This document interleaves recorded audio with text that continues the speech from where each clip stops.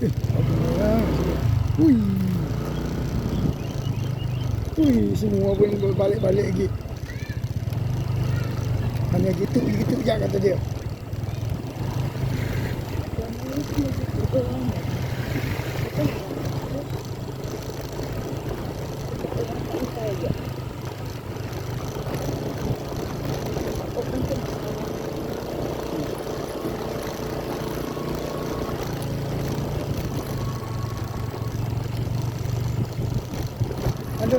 Ada engkol loh tuh.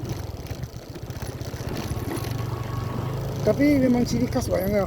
Kalau kau nengok jalannya jelek, kau lihat jalannya jelek, kau lihat jalannya jelek.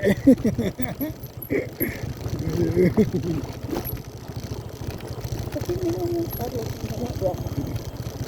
Dia jembatan ya. Ya.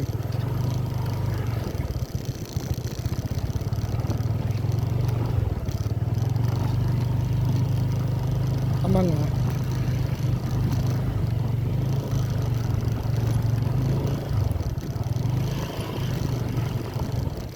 Wih, ini tak aman. Wih, wih, wih.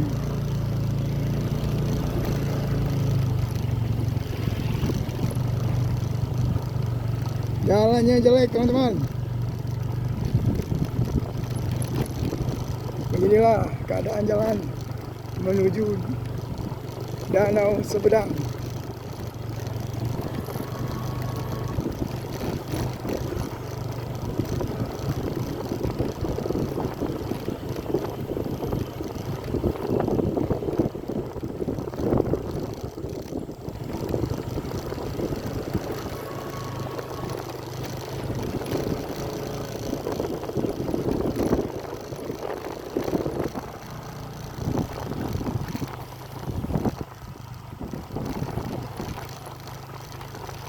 Mana ya? Bawah ke atas ya? Bawah ya? Maka tak mau jawab.